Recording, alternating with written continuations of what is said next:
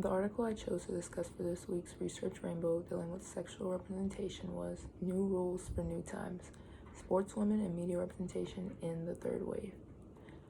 This article's main intention was to advance empirical analysis and theoretical discussion of media representation of sportswomen by using a set of 15 rules that represent traditional media coverage. The first set are 5 older rules that can be argued that are on the decline or that aren't being used as much anymore. The second set are 4 rules that are persistent and can be argued as problematic. Third are 4 current rules emphasize the similarities between the coverage of men's and women's sports, but are often ignored by the majority. And lastly are 2 new rules that are being applied more. The 5 old rules start off with lower broadcast production values.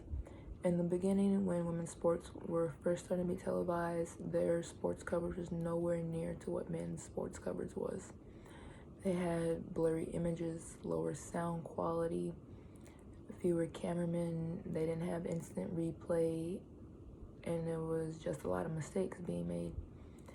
Secondly is gender marketing.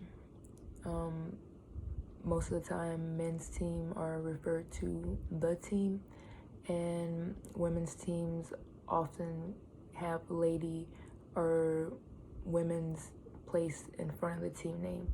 An example of this is the Falcons and the Lady Falcons. Thirdly, infantilization. This is when sports women are described as young ladies or girls are only referred to as by their first name. Fourth, non-sports related aspects. This is when the sportswoman's personal life is highlighted, and oftentimes it's highlighted more than what their athletic ability is. Fifth is comparison to male athletes. This is often in hopes that it's flattering or it's complimenting the female athlete, such as saying she shoots like Steph Curry or she handles the ball like Kyrie Irving. The 4 persistent rules are: first, sportswomen don't matter. An example of this was made in 2011 when ESPN's Sports Center Twitter almost didn't tweet or retweet anything pertaining to women's sports in 3.5 months. Second, compulsionary heterosexual and appropriate femininity.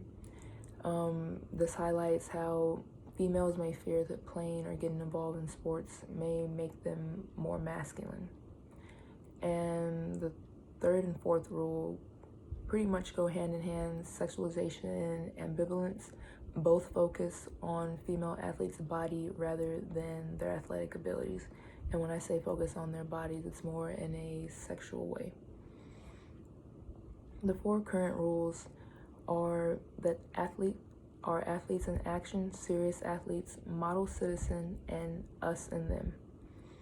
First, athletes in action are now starting to give female athletes the same coverage as male athletes when it comes to print photos, where they are both seen in a competitive setting. Second, serious athletes. Now sportswomen are being treated both verbally and visually as serious athletes. Third, model citizen female athletes are now being seen as successful citizens rather than female athletes. And fourth, us and them. Now that home nation sportswomen are presented as serious athletes and model citizens, they aren't seen that way in other nations and are often subject to sexualization. The 2 new rules are: first is our voice, and with the growth of social media, female athletes and their fans have some type of control over what is being written or broadcasted. And secondly is pretty and powerful. Now more female athletes are being seen as pretty as well as powerful, whereas before they weren't seen as both. They were either over-sexualized or they were seen as too masculine. The conclusion of this article was that there has been some change when dealing with sportswomen in order to get the same fair coverage, but there is still much work to be done.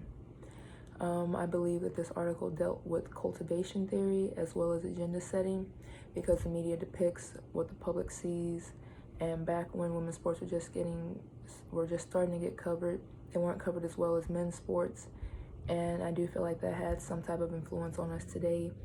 And we aren't influenced by the media or what we watch on TV. We don't see women's sports being portrayed as much as we do with men's sports.